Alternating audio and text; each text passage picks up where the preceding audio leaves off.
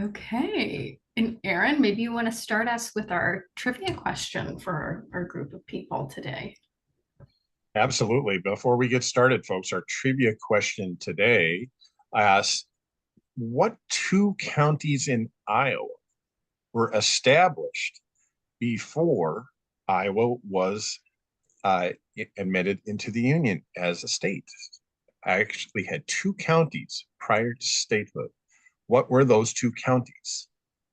So put your guess in the chat and we will get started in just a moment.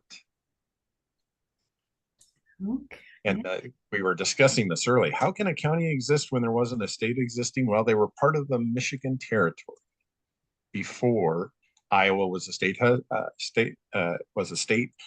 That land was part of the Michigan Territory, and they established counties in that territory, but not many, just two before statehood. Okay.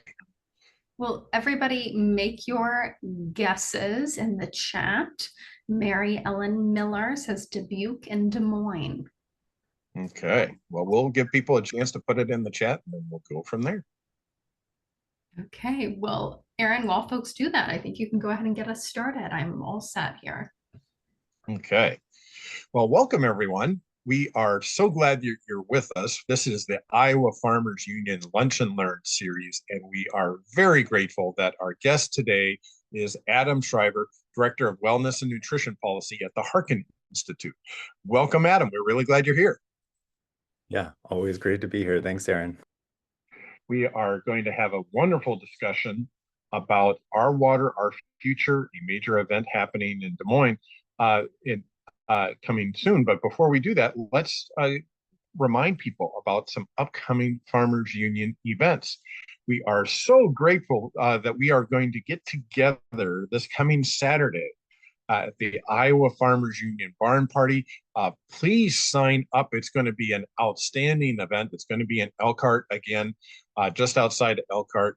Learn all about how to sign up. We have great food, great conversation, and we have invited all three candidates for the U.S. Senate seat on the Democratic side of the equation, where there is a contest for the nomination. Of those three candidates who were invited, Nathan Sage is going to be joining us, and Zach Walls is going to be joining us. We are going to have a fantastic conversation and wonderful food and wonderful fellowship at the Iowa Farmers Union Barn Party starting at 4 o'clock in Elkhart. Sign up with the link in the chat. We also have a couple of things happening at the Iowa State Fair that we are so excited about. In addition to our booth in the Ag Building just down the hall from the Butter Cow, we have the Iowa Farmers Union Day at the Fair, which is a huge tent on the main concourse on the first Sunday of the fair, August 10th. And we have the ability to do all sorts of interactive activities with fairgoers, talking about farmers and talking about our food system and talking about our natural resources and how the Farmers Union brings a powerful message to Iowa. It's a fantastic day. We had a great time last year, but we need your help. We need volunteers to serve at the Iowa Farmers Union Day at the Iowa State Fair. Go to the link in the chat to sign up. It is going to be a lot of fun, and we are really looking forward to it. It only makes a difference if we can have those conversations between our folks and the fairgoers. So please sign up to volunteer. Also, to help our effort at the Iowa State Fair, we are auctioning off some grandstand tickets for two different shows, Rascal Flatts Show and the Hank Williams Jr. concert tickets. And we are auctioning those off. It's easy to put in a bid for those tickets. That and admissions into the fair. Go to www.32auctions.com/IFU. The link is in the chat. Please bid. We're going to be giving away those tickets soon to the winner of our auction. So sign up today. We are so grateful for our conversation that we're going to have today. Let's turn to that now. We are happy to have with us Adam Shriver, who is the Director of Wellness and Nutrition Policy at the Harkin Institute at Drake University in Des Moines. We appreciate so much the work they do, and they are talking about they're previewing an event at Drake University with the Harkin Institute called Our Water, Our Future, happening in the beginning of August, where a panel of leading scientists will present and discuss the Central Iowa Water Quality Report from Polk County. So let's get a look at that report when we get together in August, and Adam is here to share all about it. Adam, before I turn to you, I'm being reminded that I did not give the answer to the trivia question, and that is a big mistake on my part. We had a correct guess right away. Dubuque and Des Moines counties were established in the state of Iowa before Iowa even became a state. They were counties that were established in the Michigan territory before Iowa became a state. So thank you for that answer. But let's turn again to our conversation with Adam Shriver and the upcoming event at the Harkin Institute. Thank you for being here with us, Adam. Yeah, I'm so thrilled to be here. I'm just always really grateful that the Harkin Institute and the Iowa Farmers Union have such a wonderful working relationship together. We've got always several different irons in the fire of different things that we're talking about, and I just think it's such a great partnership that I'm really proud to be a part of. Mm. Well, and we are so happy to be a part of that partnership too, Adam. And the Harkin Institute has been doing a wonderful job on work on this area, and we are so excited to see what's going on at the beginning of August regarding this Polk County report. Tell us all about it. Yeah, so basically, I think a couple years ago, through the American Recovery Act dollars, Polk County decided to spend quite a bit of money on a report looking at water quality in the region, central Iowa more broadly. And it was focused on all of the different ways in which water quality was relevant. So drinking water, recreation, fishing, um, how it impacts agriculture, how it impacts different activities that people are engaged in, like river flow and flooding and those types of things. And so they put together this really great team of scientists to look at that report. And it was scheduled to come out in March, and it got delayed. And I don't know if I guess the fates were sort of intervening where this report kind of came out right at a time when Polk County was having a watering ban because as Tommy Hexter from the Iowa Farmers Union like sometimes says, the world's most expensive nitrate removal system still couldn't keep up with the number of nitrates that have been in the water recently, and that was what was driving some of the problems that we're having in Polk County. So for that reason, this issue has just become really huge, and very talked about. And the report was going to come out, and from what I've heard, I wasn't there for any of this, but from what I heard, there were certain groups that kind of didn't want the report to be released because it did point out the connection between certain agricultural practices and there being a lot of nitrates in the water. So, over application of manure in some cases and over application of fertilizers. And so the report, it was going to just be kind of entered into the public record, but myself and a number of other people attended the Board of Supervisors meeting where they released the report. Matt Russell was also there and gave some fantastic comments on behalf of Iowa Farmers Union. I actually think he read some of your comments, Aaron, as a Polk County resident. But at that meeting, I offered for the Harkin Institute to host this conversation or a presentation from the scientists about the report because I think it was just so important that it's the public deserves a chance to have a detailed conversation about it. And Supervisor McCoy, went along with that idea. He was happy with that idea and has been supportive of us hosting it. And what's just blown me away is how popular it seems to, like how much people really want to talk about this. So we just opened up the registration a week before Monday, and we are already at 542 registrations uh, for this event. It is going to be both online and in person, but out of that 542 registrations, at least 450 of them were people who registered for in person. So we were originally going to have it in the Harkin Auditorium, and we had to scrap that plan. And now we're going to have it in Sheslow Auditorium at the Drake University campus, which is a really, beautiful, nice auditorium. It just it seems like something that people really want to talk about. I actually, so I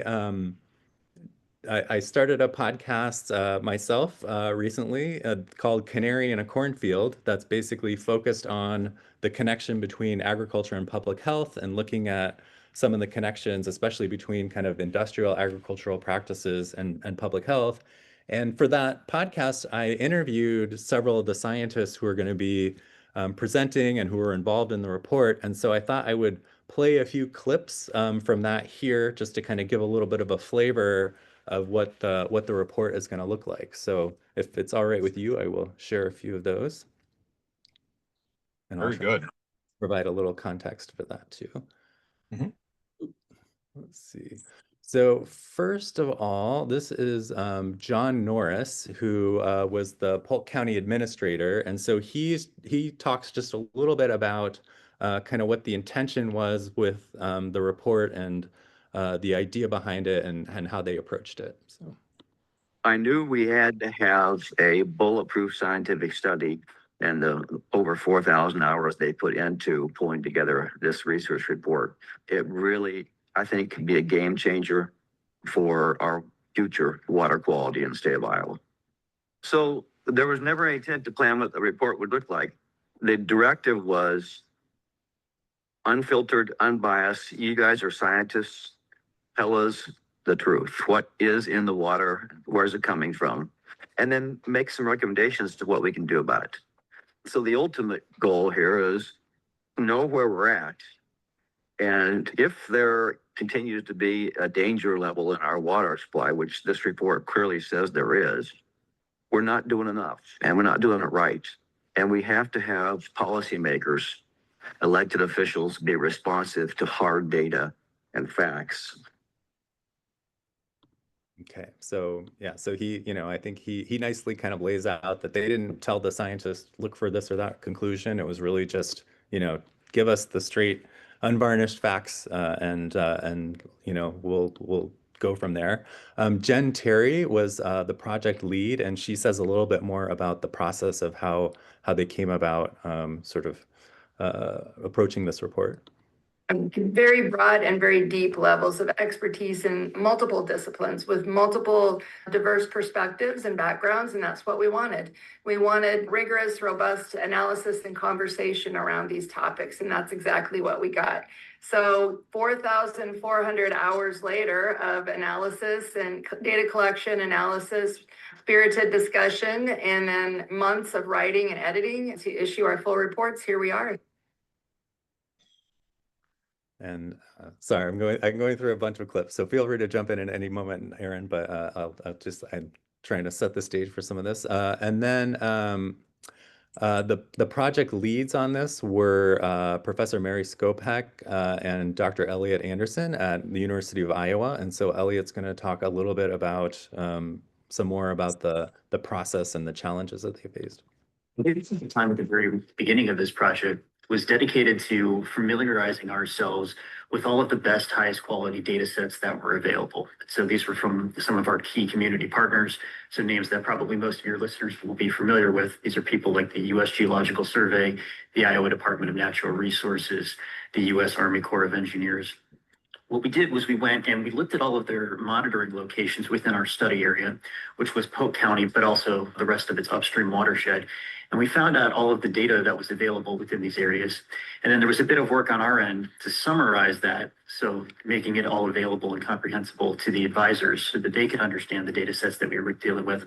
And then also do some work to bring it together to try to make something that was greater than the sum of its parts. So it was a lot of looking into what had been collected historically, figuring out how we could present that in a comprehensible way, and then using that to produce the ultimate findings that ended up in the reports that you guys see in front of you today. And then let's see. And then, a professor at my university, Dr. Claire Ruby, was she's going to be presenting on August 4th. And she makes the point that even though the study was really focused on Polk County, the results are actually relevant more broadly. This was funded by Polk County and has a Polk County emphasis. Communities all through the watershed and all through the state are struggling with the same issues. And so we know there are communities with one well, and that well is over 10 milligrams per liter nitrate. So it's not just an urban-rural issue. Maybe this report was pretty urban focused in a lot of ways. And to be honest, there's a fair amount more data here in Polk County than up the rest of the watershed. So that drives the analysis as well. But this report actually speaks to the rest of the state as well. And then just a couple more. So Dr. Levy has a few comments about how this is relevant. I think that kind of especially connects it to some farming practices and I think in a way that would be of interest to Iowa Farmers Union members. The science is, it looks like a lot. I think I did the wrong clip. Where is he? I think that I think I missed my Dr. Levy clip in here somehow. Okay, sorry. I'll scratch that for the moment, but I will jump to a couple comments on just sort of what people took away from the report. I think Dr. Skopek also mentions a little bit about agriculture. So You know this, the science. Jumping the wrong one. Okay. Too many videos. As No problem. Stream and river Oh, ecologists, as my colleagues are as well, and hydrologists and other stream and river scientists, what's really frustrating is that there seems to be a lot of discussion about how to improve or restore the river or the stream bank or the riparian area, which is the land immediately adjacent to a stream or river. How do we fix this problem with water quality? And it always starts in the stream and river. And once these issues are there, as my colleague Dr. Schilling mentioned, we're increasing the amount of flow. As Dr. Anderson mentioned, there's more nitrate. As Dr. Ruby said, the bacteria are many and diverse. And we have to stop thinking about fixing the rivers, and we have to think about the landscape. And everything, as Des Moines Waterworks says in their slogan, think upstream, and everyone lives downstream of somewhere. So even as you go up a watershed and you get into smaller and smaller streams, we can't even just think about fixing those streams, but we have to get onto the landscape. We have to get into the fields. We have to think about how much fertilizer is being applied to these fields on an annual basis. And we have to think about our land management that we do on the landscape. Okay, now just two more. So this is Dr. Mary Skopek. I think that we're seeing a time of tremendous change currently. And I think that this report should encourage people to think creatively. We always talk about out of the box thinking. And if ever there was a time to think about out of the box thinking, it's now. There's a lot of uncertainty in the future for producers and environmental folks and just a lot of folks in the state. And I think now's the time to really think about some creative solutions in ways that maybe we're getting more food production. You know, I think we're all excited to see more perennial food production might be a way to solve a lot of problems for a lot of people. And so thinking about how we can take this information and really take a big leap forward in a way that maybe we haven't in a long time, because I think there's a certain aspect of the treadmill that we all have engaged with being on that treadmill and getting off that long enough to come up with solutions that are unique. And then I really liked Dr. Schilling's quote here about kind of where this leaves us. The science is, it looks like a lot, but we already know this. The science is relatively simple in many ways. And so solving this is not a science question. It's political, it's economic, it's social. You know, the science is the easy part, and we got it all documented here. We kind of know what needs to be done. So I would leave people with the idea that this is not a science question to be solved like an equation. There's all the other aspects that are going to be the difference maker here. Yeah. Well, and you're right, Adam. That's a fantastic way to kind of summarize where things are going. And from the farmers union perspective, farmers know how much we need clean water for our farms and our homes. And we know that farmers have to be a part of the solution in order to make a difference. And, you know, one of the questions we're getting is, you know, we're entering into this discussion at a time when we're seeing massive cuts to clean water efforts, contracts that farmers have lined up for many, many months, many years and being canceled, other programs, technical assistance being largely taken away from our local offices and our farmers. Talk about the timing of having this discussion when so many of our clean water efforts are under attack.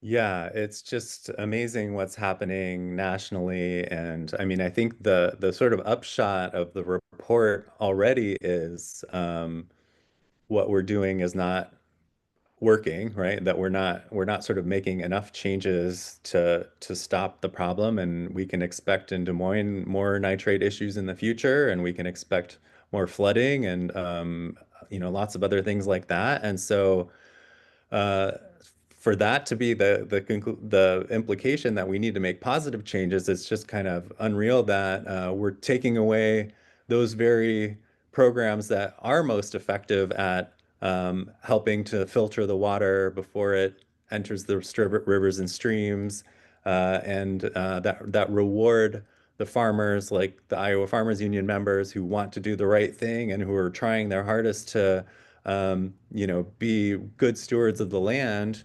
And you know, I was just talking about this recently with Tommy from Farmers Union, that you know, these are ultimately individual farmers' choices can be great, but these are ultimately kind of policy level questions. And that's why I appreciate the Farmers Union so much, is because you guys take on these big policy fights. And it, you know, it's the policy that shapes all of these things that are happening, and to see the things that are working not even working anymore, when we know that we actually are going to need stronger policies to really protect our waterways, is just, yeah, it's a pretty devastating thing. Maybe on the hopeful side of things is, you know, maybe seeing how bad these cuts are going to be, and coming up against these problems that I don't think people can ignore. You know, you can't ignore Iowa having the #2 rate in cancer very easily. You can't ignore Des Moines having these water problems. Ultimately, I think at some point, you know, it's gonna hit a place where we know that there's gonna need to be changes, and that those, you know, that hopefully the things going poorly will sort of lead to more dramatic thinking about how to improve things in the future. Well, and I think that's very well put, Adam. You know, there's a question, a couple of questions that are asking, how does this relate to the nutrient reduction strategy, and how far we are from getting to the goals of the nutrient reduction strategy. Will we be addressing that in the upcoming conference, and how where our steps are to the nutrient reduction strategy issues? I mean, I think it'll definitely be discussed. I like what Dr. Schilling said at the end, because I think the perspective from the scientists is basically, we've sort of done what we can to put all the information in one place, and it's really up to others to pick up the baton and figure out how to change that, how to change things and improve things. And in my mind, Iowa Farmers Union members would be kind of some of the first people I would call upon to think about those solutions. So that's why I would really love for as many IFU members as possible to register for this event and to think about how we can build off of the momentum of this event for the future, because it's going to be up to thoughtful people, policymakers, to really analyze what the science tells us and think about how we can move forward. Well, that's an excellent place for us to think about next steps in this conversation. Again, tell people, before we forget, let's tell people how to sign up again. What's the best place to go to get signed up for this important event? Yeah, the best place to go is the Eventbrite page link that Christina just shared. That will be really, yeah, the place where you can sign up for online or in person. At the event, I think we're also going to have, we're going to provide opportunities for people who attend to, after the event, to sign up for after the event, splitting up into subgroups who, if they want to take on some different way of moving the ball forward. So that will be happening at the event. I also some of the clips that you just saw are going to be on the Canary in a Cornfield podcast. So Christina, I think, also shared those links. So next Monday, or early next week, you can watch the full kind of preview episode. And I also want to say that the Substack for Canary in a Cornfield also has additional things from than just the podcast. So for example, I shared Aaron's great nomination, a speech for Senator Harkin at the National Farmers Union Conference on there. So so the Substack includes things other than just the podcast. We also have bonus content like clips of Aaron. So yeah. Well, those are excellent ways for us to connect. Sign up for the podcast, sign up for the event. And again, this event is going to focus on the science and what the findings were. But we know that there's going to be a lot of next steps that will come out of learning about the science that is being presented. So it sounds like the work of figuring out how to address these concerns that are brought forward is just beginning. But it's important that we start with the foundation of the science that we've gathered. And we're very grateful for Polk County for gathering this information, sharing it. It has implications across the Midwest, certainly across the state of Iowa. So, and thank you for the Harkin Institute for sharing this information in this forum. It will be a very valuable effort. So, yeah, well, thank you. And I guess I just wanted to say too that we're really proud to partner with IFU on different things. So we're partnering with you guys on listening sessions around the state about Iowa's cancer rates. You guys did a few of your own kind of earlier, and we're really thrilled to partner with you. I saw a question in the chat about partnerships, but for this event specifically, we just thought we would present the information and just have it be a presentation versus having other groups kind of listed on it, because we wanted it to sort of just be the scientists giving their information. And then future follow-up events, we would love to partner with different organizations on how to move forward afterwards. So. Well, we're looking forward to it very much. So thank you so much, Adam. And thank you to the Harkin Institute for this fine work. And we'll encourage people to get signed up both for the podcast and for the actual event taking place in just a week and a half, it looks like, right? Yeah, it's coming up fast. So very good. Thanks again, Adam. We really appreciate it. Yeah, and thanks for IFU. Love you guys. So thanks. Well, everyone, this has been part of the Iowa Farmers Union Lunch and Learn series, and we are looking forward very much to our partnerships and our outreach that comes out of efforts like this. This only happens through working together. We can only do this by having our efforts collectively to bring a message forward that's important to family farming, to rural communities, to healthy landscapes. And we can do that only if we do it with our members, with our work together. So if you haven't had a chance to become a supporter or haven't had a chance yet to become a member, please do so today. We very much want to bring our voices with the loudest, strongest, most effective impact that we possibly can. And we can only do that by working together. I also want to remind people that we are going to have a couple of fantastic activities on Saturday. Make sure you join us at Elkhart. We are going to have our potluck barn party.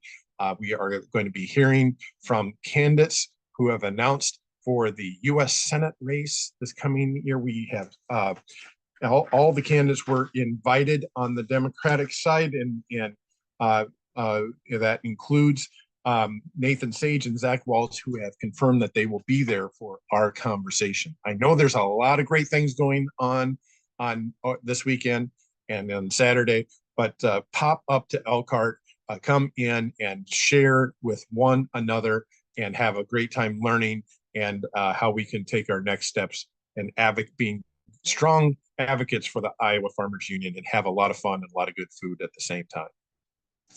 Don't forget also that the Farmers Union is asking you to volunteer at the Iowa Farmers Union booth and the Farmers Union Day at the State Fair. Sign up to the link in the chat. And don't forget to bid for the tickets for the Rascal Flatts concert and the Hank Williams Jr. concert, that package. All those proceeds go to helping us put on a great event at the Iowa State Fair talking about the Iowa Farmers Union. So thanks everyone for joining us today. Adam, thanks again.